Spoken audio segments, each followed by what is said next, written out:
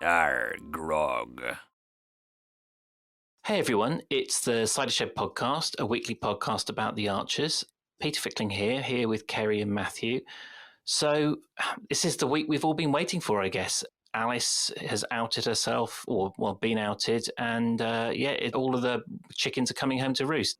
Guys, what did you make of it? I felt a great sense of relief, even though it was all a bit messy, and perhaps, things were said that shouldn't have been said by certain people. There were points where I was like, oh, thank God for that at last. This moment that we've waited for almost for years with Alice, where she admits what she is, actually happened. Not that this is the end of it, probably, of course. I felt sort of like it's the finish to The Usual Suspects, where we've been Kaiser Soze and we're starting to question what was real, what did Alice, which version of Alice has been true over the last couple of years. Like you say, Keri, it has been a long and very slow burn, the lead up to this, Nick's funeral and before that, I think. Yeah, and yet Brian and Jennifer didn't notice anything, despite the years that have led to this point. Yeah, Brian said he'd been working side by side with her on the farm, and he would have known if something was wrong.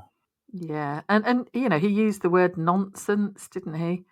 Rubbish, nonsense. Just was having none of it, because it just hasn't occurred to him at all that this has been an issue. Nor Jennifer.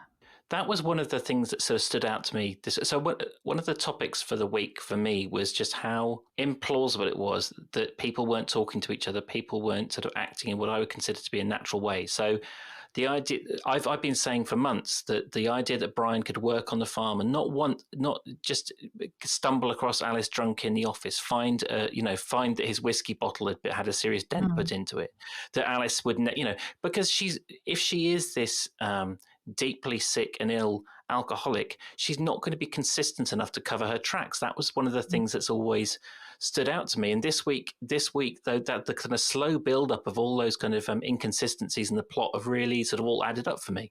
Yeah, same goes for Chris, really, doesn't it? It all came as a sort of shock to him when the whole Alice thing came out, with the empty bottles being found and her going down the river and all of that.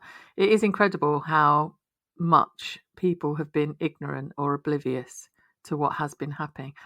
But going back to your point about the communication between people, would Jennifer have gone and said, hang on a minute, or gone to see Martha, or, been to see Alice and checked that she was okay after that massive row at the christening?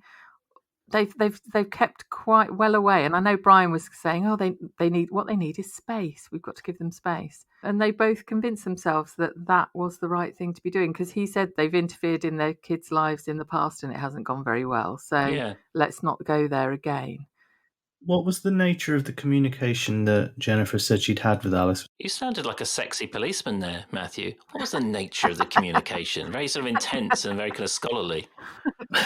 Yeah, well, I mean, she said that there had been she'd either spoken to her before we heard that call on the show, or there'd been some messages, but the idea was that she'd been asked, she'd asked her not to come round. And like you said, Brian said, just leave them to it.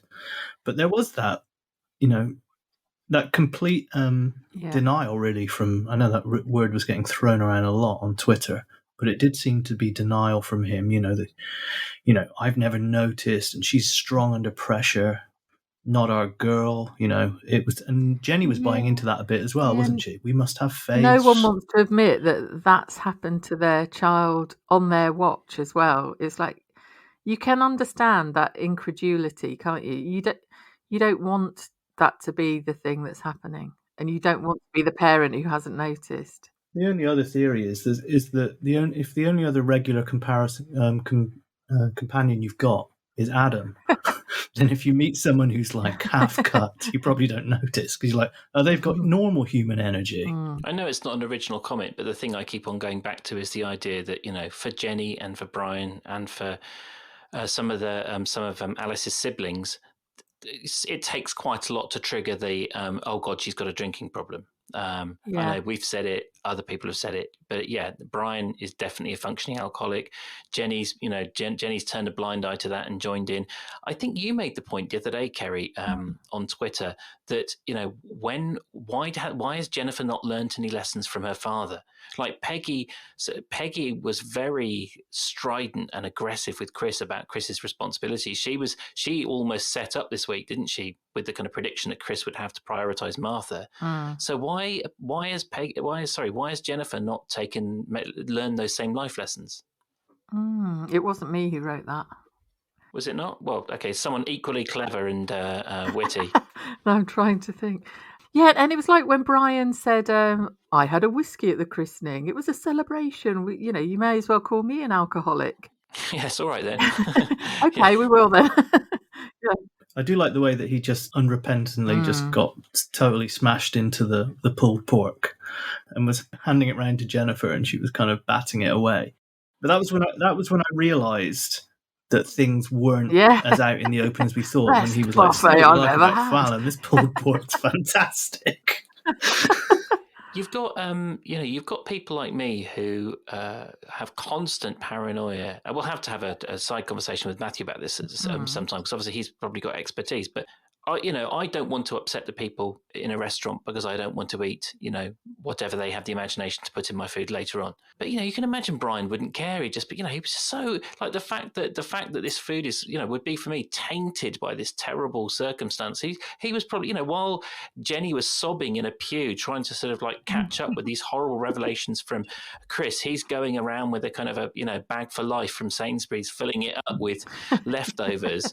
I mean, it's just incredible that he was able to focus so dedicatedly on his stomach. Yeah, I was a little confused about the afters of what happened in there, because you heard later Rex and Fallon were talking, and Fallon said, I had to herd everyone out of the church. I was like, should have given Rex a big stick and he could have done that, kind of got everyone out. I found the whole thing bizarre, because it was this idea of, I predicted last week it'll start with Alice is back at her parents, Chris will be back at his parents, but it wasn't like that, was it? It was only that was only half the story. And there was a good parallel between how the Carters were dealing with it and how the Aldridges were dealing with it. I mean, you said a couple of weeks ago that there was this, Peter, it was you, I think, saying that there is this class snobbery in the Archers where, I think it was with the gown, wasn't it? Why should the Carters have bad taste, and and the Grundys, and why should it be considered natural that the Archers and the Aldridges have great taste? And I felt that there was a little bit of an upstairs downstairs dynamic with how they were dealing with this, which was with the Aldridges. It was just like, I just brush it under the carpet. Don't be so ridiculous. Can't be happening. And then when you've got the Carters, it's like, this is going to be awful, but we're going to get through it. And you had both of the men of the house. You had Neil saying, yeah, this is going to be tough. Are you sure we can do it? Whereas you had Brian saying, nothing's happening. For me, there's a kind of call and response that goes on. You say Brian, I think Keri. And when we listened, when Emma was going toe to toe with Brian on the doorstep, and Kate said those very poisonous, and what reminded me, Matthew, was those very poisonous and snobbish comments that Kate made straight after the row. But when the row was kicking off, I was thinking, oh God, where's Keri? What's she thinking? How's she dealing with this? Because Keri, Brian took one hell of a, what was it, Brian Aldridge, Maggie Thatcher. Princess Diana. Exactly. Your family took one hell of a beating. I mean, it was quite brutal. Yes. Emma, you're Emma anyway, aren't you, Peter? So how do you justify her vitriol? She was literally sort of spitting, wasn't she? I have every right to be furious. And what did she call them? She said she's a complete mess of a woman. She called the Aldridges, what was it, the most, emotionally vacant losers or something? Which was quite the line. I did sort of think, yeah, that's a cracker, that line. But and lots of people going, yep, that's exactly what they are on Twitter. They wrote Brian in a fairly nuanced way, because he did have those moments of self-doubt and he did have those moments of kind of curiosity. Emma was written in a very one-dimensional way this week, which irritated me, because I think one of the things they've done well with her over the previous months is to allow her to be multidimensional. But Emma and Fallon worked each other into some sort of frenzy about it, didn't they? And Brian, he said, "I have no idea what you're talking about," to Emma, and he didn't. When she was saying she needs to stop trying it on with other people's husbands, Brian was like, "What are you talking about?" He has no idea. He asked her to step back several times, didn't he? Be careful what you're saying, and it was, almost like he was going to sue her or something. He did say it in quite a kind of patrician, patronising way, like which is Brian. If you don't like it in that, any other way, can he? Yeah, but it's not. He didn't. He might have said the right thing, but he didn't do it in a way. It's the mistake that I make all the time. Like, my delivery sucks. So even if I'm saying the right thing, it just sort of, it's lost, because why would anyone listen to me when I'm kind of like jabbing my finger out and my voice is squeaky and high and antagonistic? But Brian suffers that in a kind of sexier, more kind of manly way. Yeah, Emma was. You could have disagreed, Keri. Now I'm thinking about Brian. I can't think about any other human. It's like a shark, Matthew. The eyelids. She's operating on a sixth sense that's very specifically dedicated to Brian Aldridge and Brian Ferry. Keri and I were talking about that earlier. I've just got a strange fascination with Brian's. I do. Me and Keri have spoken about Brian Ferry as well. I accidentally saw Brian Ferry in concert once in Australia. This sounds like a kind of an Alice story. I mean, how do you accidentally see Brian Ferry? I climbed the fence to get into a music festival called, I can't remember what it was called now, in West Australia, and it was kind of a dad rock festival. I climbed the fence and Brian Ferry was on stage. Brian Ferry must have broken in as well then, because he's far from dad rock, as I believe Keri will remind you, Well, yeah, I'm probably being unfair. Apparently Beck was meant to be on that. That was the reason I jumped the fence. Beck was meant to be there and he pulled out just at the last minute. But the final three acts that night were, in this order, Bob Dylan, Wilson Pickett, and Ray Charles playing his last ever gig outside of the States. Oh my God, that's amazing. That is a proper lineup. So, Keri, was there any bit of you at all that kind of saw Emma's point of view and started and sympathise with, why she was there, or was it all just how dare she, molest my Brian? I utterly sympathise with where she's coming from, in that she wishes to defend Chris, in that Alice has done her wrong in the past. It also made me wonder whether she kept that voicemail, that I was sort of hoping she would play it to Brian and Kate. That might come out at another time, I suppose. Yeah, but what I did, how she just lost it, didn't she? And I think the problem with that is, if you are that shouty and that insulting, the person on the receiving end of it is not going to. Their default is not going to be to accept everything that you're saying.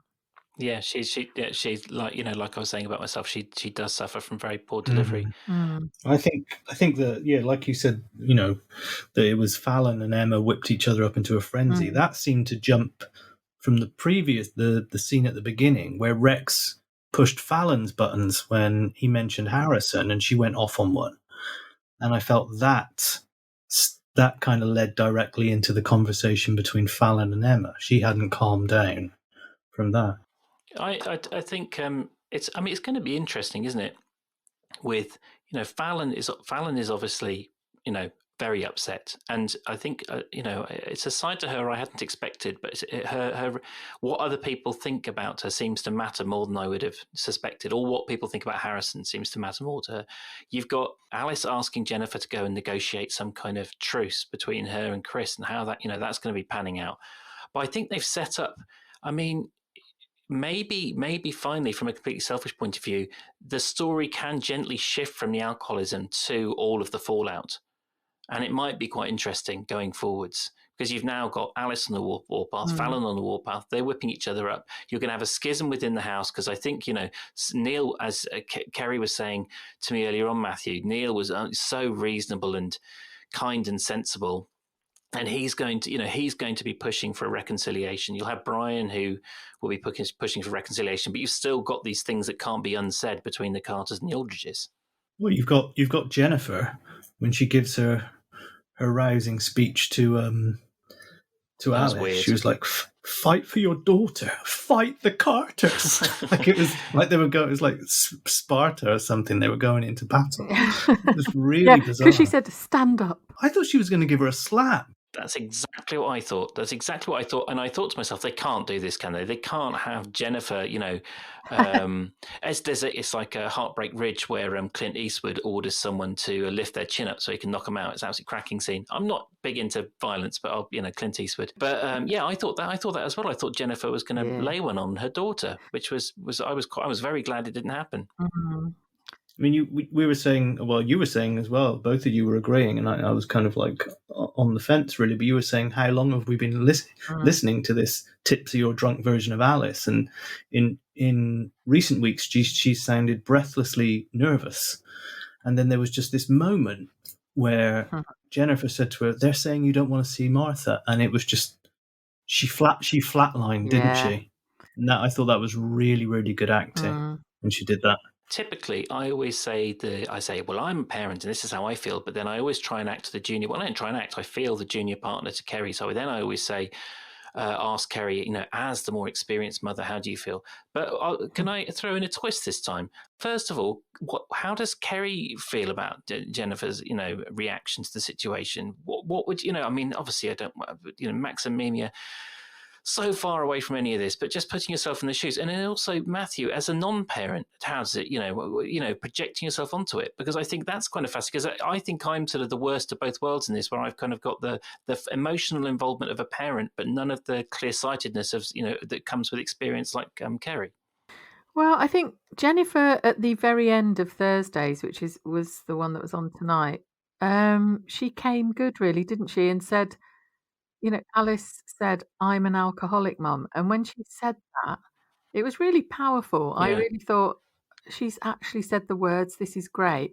And Jennifer broke down saying, "I'm so sorry I wasn't there for you." And it was so genuine. And I promise, Alice, we will get you through this.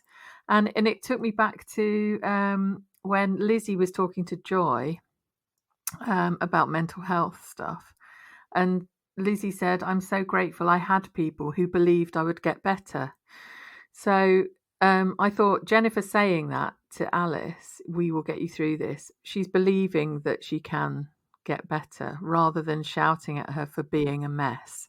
And I think as a mother, I would have all the faith and support and all the positive reinforcement stuff going on in my mind, because you love your child. Absolutely, yeah.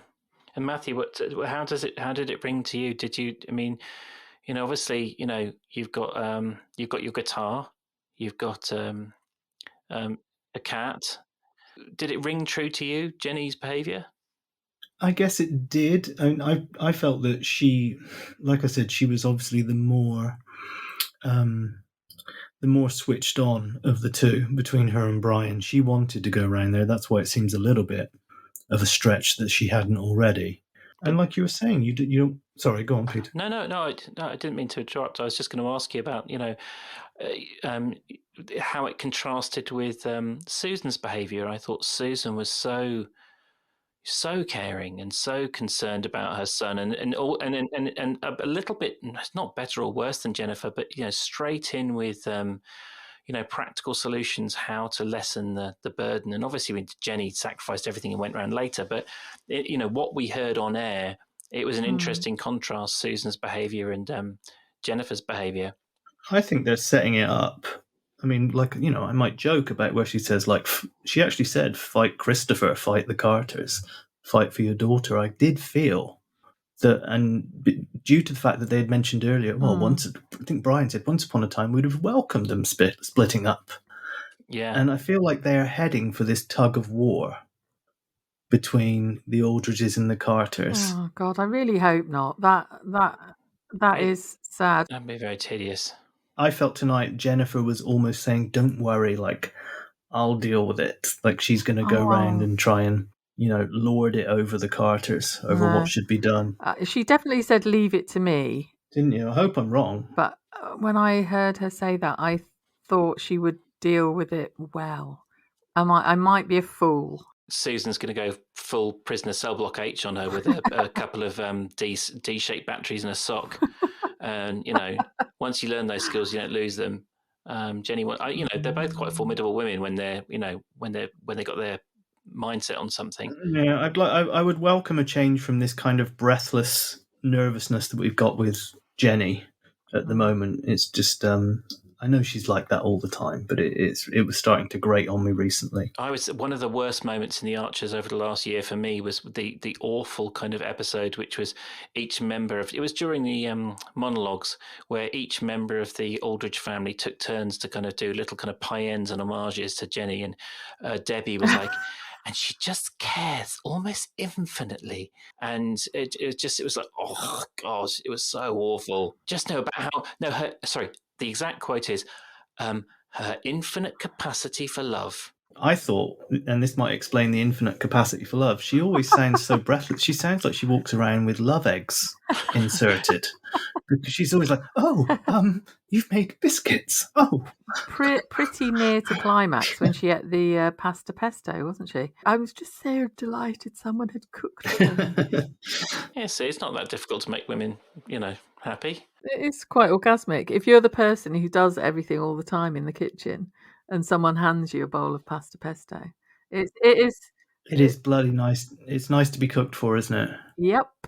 So if there is going to be a tug of war between the Carters and the Aldridges, I mean, I hope there won't be. I think, as I said, it'll be tedious.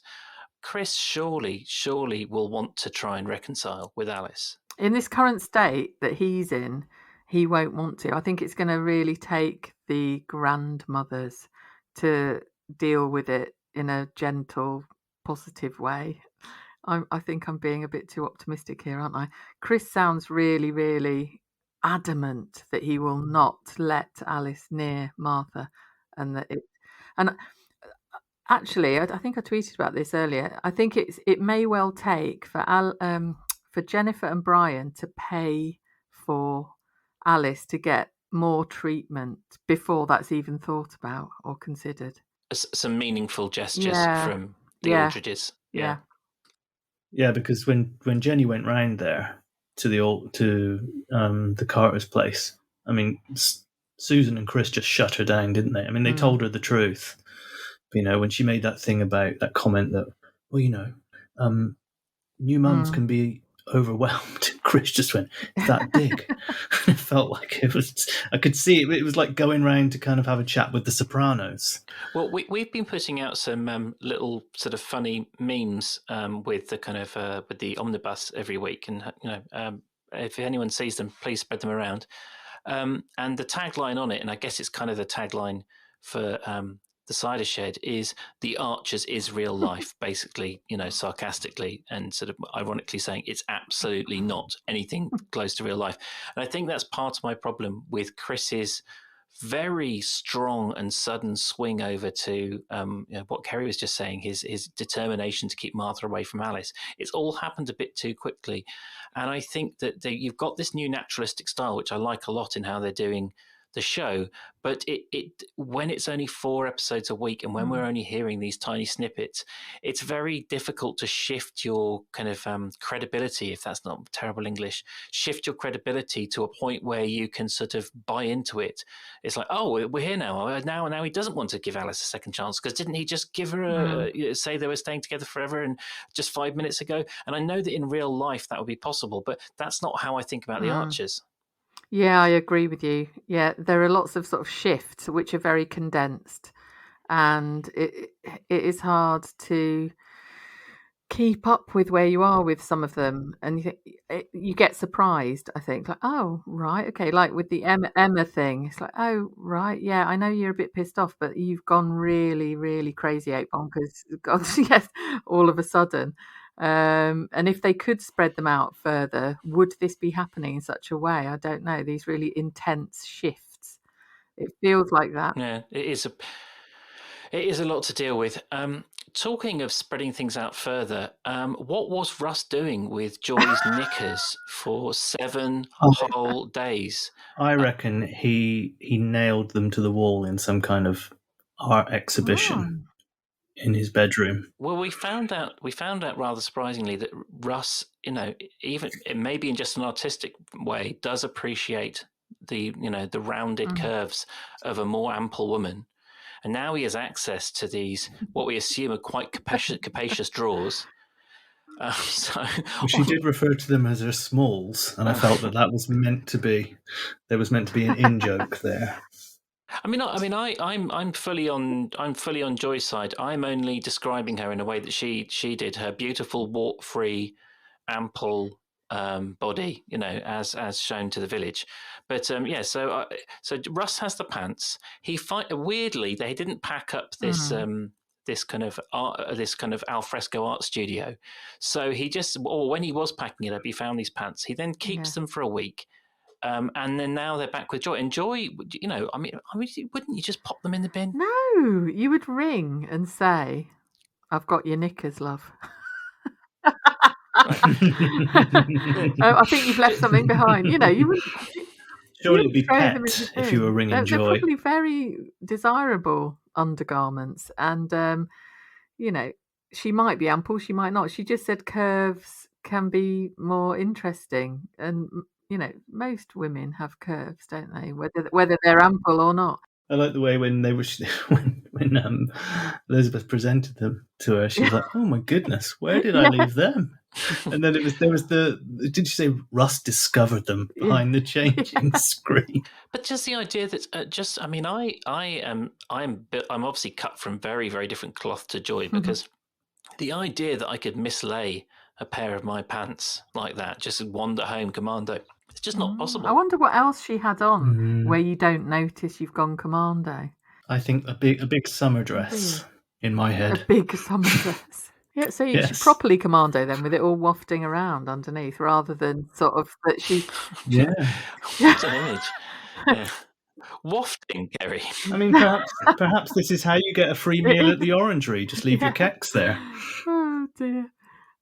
It was quite sweet, actually, the Lizzie and Joy interaction. I really was glad when Joy said, "Oh, I'm just making a cup of tea," and Lizzie was like, "Oh no, thank you."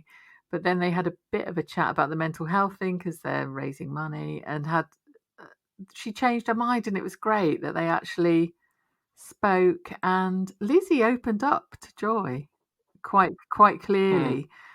Although we didn't hear it, Joy said, "Oh, I didn't realise you've been through quite so much." And bless Joy, she's been super lonely in lockdown and rang a loneliness helpline, but rang the wrong number.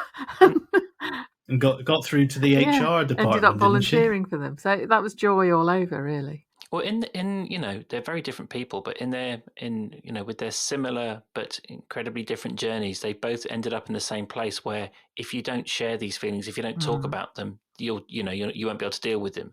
And it's a very attractive quality in Joy, is that she'll risk looking foolish, she'll risk people disapproving of her if it means that she can break down some of these barriers and have a chance at making some friends and not getting what she wants, but furthering her agenda in the best possible way. Yeah, which was why she loved doing the live drawing thing, didn't she? Because she commented that she just loved being out there, being totally herself, and being accepted for that.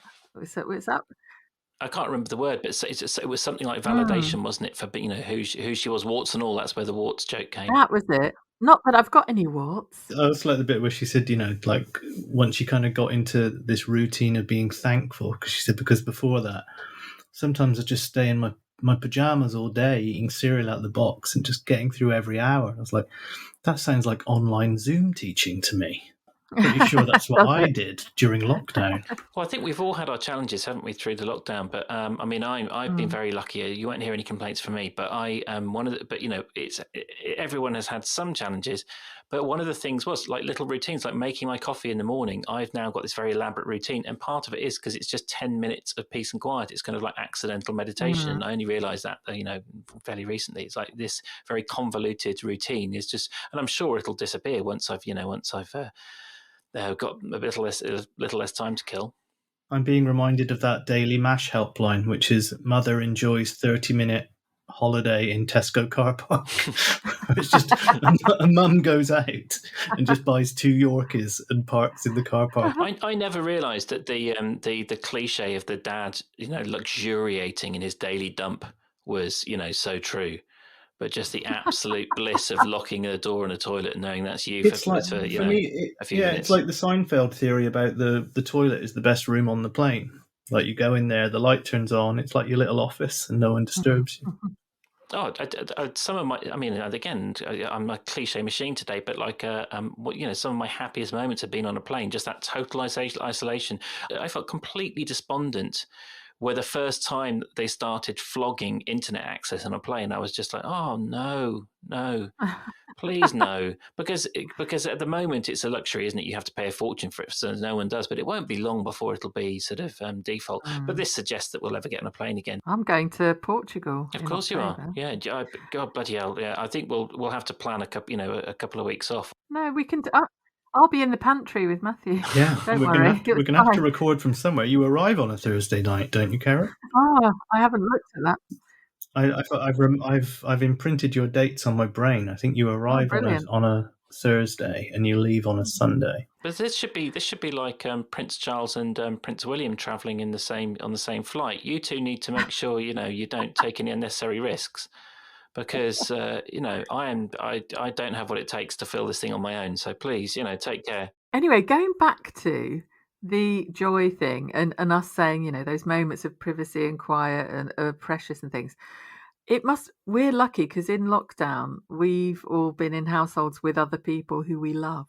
Yes. But just try to imagine. I don't think I can quite imagine, if you're totally living on your own for all of this time. Yeah. It must be so challenging. I mean, I like my own space and time, definitely, but that's because I don't get much of it. But for someone who has that constantly. I've got 2 colleagues who live alone. And the moment we went into lockdown, the first thing I did was set up a WhatsApp group between the 3 of us just to keep the conversation going. And yeah, I do think about that a bit. I mean, look at Joy. She made friends with a robin. Yes, and called it Robin. I know. I thought she was going to say, I've given him a name, Lee. Yeah, Tony. He lives in a cage now. Oh, no, Joy. I don't think Joy's got that in her. I mean, I know you're joking, but sorry, I feel very protective of Joy. I might have to switch from Emma to Joy now as my my number one affection. In terms of having emotional attachments to other people, I could almost sense the jealousy coming over from England as Vince and Rex were bonding this week. Rex said that Vince gave him a lot to think about. Yeah, I think Peter's furious about Rex getting close to Vince. I'm enjoying Rex being back to the archetype that we were all used to. I think I've blathered on in my sort of psychological intellectual way about how Rex's personality has been sort of tugged and sort of stretched in all different directions. He's now just back to being a simple, lumpen, boring, nice person, and I'm very, very happy with that. And it was also nice to hear another slab of Vince being avuncular and considerate and kind, although I did find it slightly sinister only because of the profession, where it's this kind of like, I guess it makes sense, this very professional assessment of meat. It sort of held a bit of an uncomfortable mirror up to me about my, in more ways than one, maybe. Now you're talking. Do you know what? I probably should have done, but I never went through an experimental phase. And I'd say, because of marital vows, it's probably too late now. But, if Charlotte left me, maybe I should give, a Vince or a Rex a bit of a go. But no, unfortunately, that's never been something I've enjoyed. He got down in the dirt and started giving Rex a hand with his arcs, didn't he? I felt that there was going to be... I don't know. I thought that there was... Do we trust Vince? You took the words out of my mouth. What are they doing? They're either putting in a hard shift to set Vince up as a long-term character who, to basically position him as a dad, a good guy. And so when he has some future arguments with the Davids and kind of Brians of this world, that, we'll all kind of trust Vince and be in Vince's corner. or they're setting us up for something, some kind of incredibly Machiavellian turn from Vince. I mean, there was way back when some very dark murmurings about him when Eddie and David were at the market, wasn't there? Vince wasn't a character on microphone. He was just this kind of rumoured. You'd only hear his name mentioned in hushed tones. And now he oinks every week. Did you catch it this week, Peter? Yeah. Oh yeah. No, and I was over the moon. Yeah, he's got a good oink. It's a very likeable oink.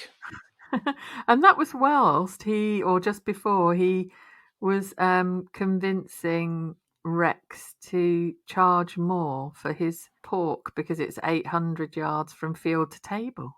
That's worth a few more pounds per kilo. Yeah. So, which he's selling at the Orangery. You pointed this out, didn't you, Peter? That it's how weird it is for Vince to be persuading Rex to charge Lizzie more for the meat.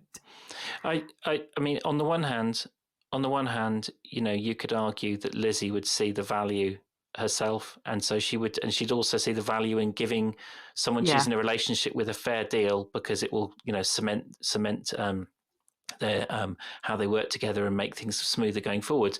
But equally, you wouldn't. Don't piss on your doorstep. That's a stupid thing to do, Vince. Unless he doesn't care. I mean, he knows of the abattoir where Rex sends his pigs, doesn't he? In Galton, he was like, "Oh, that's a nice little abattoir." He's not a pig man, though, is he? He's said beef and lamb. I know, but he did compliment Rex on how there was plenty of length.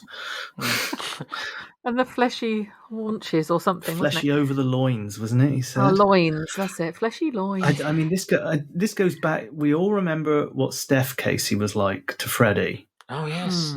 And Chip off the old block. I mentioned in passing that I feel that the Cases might be a big old bunch of swingers. And I told you, he was lovely to David when they went out for that pint. He's kind of cozied up to Russ a few times, brought him round when he was getting in a faff about something. Now he's cozying up to Rex. He's got his feet under the table with Lizzie. I think this is all going to end in some massive orgy. In the meadow, in the hidden woodland. Familiarity breeds contempt, and we have to remember that in Matthew we have made friends with and embraced the mind that came up with the play on words Menage abattoir. Yes. So that should always be somewhere in the back of our minds that this is what's on tap for us. This level of. I believe I also said by day the man presides over warehouses full of swinging meat. Yeah. Who's to say he stops when the clock strikes 5? You didn't have to double down quite so enthusiastically, Matthew. But yeah, true. Actually, I hadn't thought about what you were saying, Matthew. That Vince is of a type, and what was her name again? Steph. Thank you, Steph. Again, chip off the old block. I think maybe of my two sort of very vague and amorphous theories, we're being set up for a fall. Vince is actually a bit of a wrong and might be the more likely. Are they going to invest in Lizzie's long-term happiness? That's the question. I hope so. And I think, I just think he was being nice to Rex, and he could see him working hard, and he's got a dream of his business. I'm being really naive and optimistic this week, which is very unnatural. I want the same thing you do. That's exactly what I want. It's just I don't trust the effing scriptwriters to do it. I feel like he might be the sexy version of Philip Moss. I think he's going to have a dark side, but it's going to be just dark between the sheets. Can't we just have someone who's lovely? Another lovely one, like Neil. We've got lovely Lee. Are you not happy with lovely Lee? No. I was joking, Keri. You didn't even need to answer. Can I indulge in a tiny bit of pedantry? Something that gets on my nerves in the discussions about the Archers regularly, all over the place, is that people don't distinguish between the script writers and the story editors. And I just made that mistake, and then irritated myself that we should. You've got to, when you're criticising the tone, the plausibility of the scene, how it's written, that's a script writer. When it is what's Vince going to be up to, what's his long-term place in the show, that's the story editor. Sorry, it's off my chest now, but I make that mistake all the time, and it irritates me. It's true, and it's fascinating that they have long-term stories, panned out, don't they? So they know where they're heading Lizzie for in 10 years' time, and they know the Nick funeral drunken scene was 100% the part of this long-term plot for Alice, wasn't it? Yeah. I mean, I know that's obvious, but it just sharpens the mind when you think about the time frame. What was that, 3 years ago? Yeah, and it also highlighted to me this week, because there were quite a lot of youngsters in this omnibus, that we're listening to the future Well, of the Ruari. Archers, aren't we? Yeah, exactly. Ruari, yeah. And he was a darling, wasn't he? He was absolutely amazing, so likable. If there was any sort of not vestigial, if there's any kind of remnants of the slightly pompous young man who came back from boarding school a couple of years ago, that's definitely sort of faded into the background. And you had the scene with him lambasting Justin not so long ago, and then now his kind of gentle schooling of Alice about what actually what it is to be a parent from the the perspective of someone who's lost a parent. Yeah, I loved him talking about his parents, and that brilliant point where he said, I only exist as both my parents were willing to throw their marriages under the bus. Yeah. And Alice said something like, oh God, it's so weird hearing you say that. Yeah, because he said to her, like, don't worry, I know you always have to say that, pretend that Siobhan was great around me. Yeah. And she said, well, and she didn't try to deny it, did she? Yeah, I really, really enjoyed that interaction. It was very tender, and I think that, he's going to be there for Alice, isn't he? Like nobody else. And isn't pressuring her. He just sort of said, Martha would rather that you tried and failed, not that I think you're going to fail. Yeah. It was just very, very well done. Yeah. And and you got actually that's you said the youngsters, Keri, and that sort of that you've got Ben as well. Obviously, he's friends with Ruari. It's nice to have because quite often they sort of you look at Ed and Jazza. I mean, they're two nice men, but fundamentally there was always a kind of sense that one of them has to be up to something or in trouble or whatever. Whereas with Ben and Ruari, you do get. I mean, obviously, in 10 years' time, who knows what kind of like ridiculous things can be thrown in their path. But for the time being, you get the sense you've just got two well-adjusted men who are friends, who who have the capacity for fun and the capacity for hijinks, but are ultimately not going to be causing us as listeners any particular heartache for the next couple of years. Yeah. And that's quite refreshing. They're respectful of others and yet will stand up for themselves. Yeah, exactly. Yeah. This is the story of my life, is I waffle for 2 minutes and then someone immediately comes in and says the whole thing I was just trying to say in less than 3 seconds. So I'm sorry everyone for wasting your time. Were you happy to see the return of Josh tonight? Yeah, I like Josh. Yeah, that moment where Rex was like, well, I'll take the eggs, but you'll have to pay this and pay this. I was like, yeah, fleece him. Take him for everything he's got. And then he kind of cottoned on that it was just a joke. And he's like, oh, we're going to do this. I'm going to do this now because I'm going to be the bigger man. I may have completely tried to trash your parents' business on Facebook or wherever, but now I want to go for a pint and hear your business ideas. It's like, okay, Yeah. I'm not sure it always pans out like that. But haven't you been there though? I mean, I've been there where I've been absolutely furious with someone because my life's been compromised, and then once my life gets back on track, I've got the time and space to forgive and be a little bit more reasonable, even if that. But and I just think it's Rex has landed on his feet. He's having a great old time. He feels grateful and happy with the karma, how the universe is treating him. And so why not just try and salvage a friendship with Josh? Yeah, that was a lovely bit, wasn't it? Where Rex was like, I couldn't be happier in this situation. And when you think about where he was not that long ago, you're right. He is all loved up, isn't he? About how his life is going, and he's passing that on by being conciliatory to Josh. I mean, I don't want to freak Peter out, but the last time we heard him, he was down in the woods with Vince, and then he just appears being very merry and very happy in this next scene. I look. I mean, I like Vince. I like Rex. I like Joshua. Any hijinks and shenanigans between the three of them, or more, I will happily embrace. And and actually, they seem very keen on taking on social issues. So swinging, dogging, all the other ings that can that consensual adults can get up to.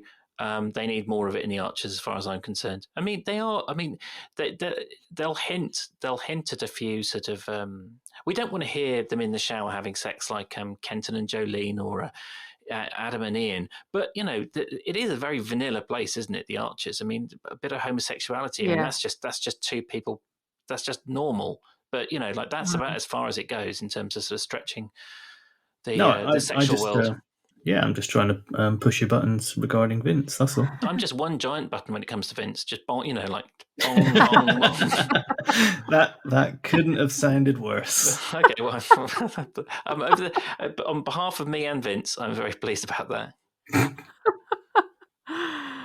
Oh God, I was going to say that a couple of homosexuals is perfectly normal unless it's Adam and Ian. Yeah, but, sorry, I should have checked myself before I wrecked myself on that one. It was like they're just I mean this is it's been said many times. They they're not homosexual, are they? They are homosexual by name and not by deed or action. It's a very very peculiar set of couple of characters. Even though it was incredibly action packed, it felt for me like it was just a kind of settling down of all of these kind of big, meaty, sort of angry plots. I mean, and it sounds absurd when you think about some of the stuff that we've talked about, but I do feel like it's kind of like a passing of the baton from one phase onto the next. I think it's all going to accelerate quite aggressively over the next couple of weeks.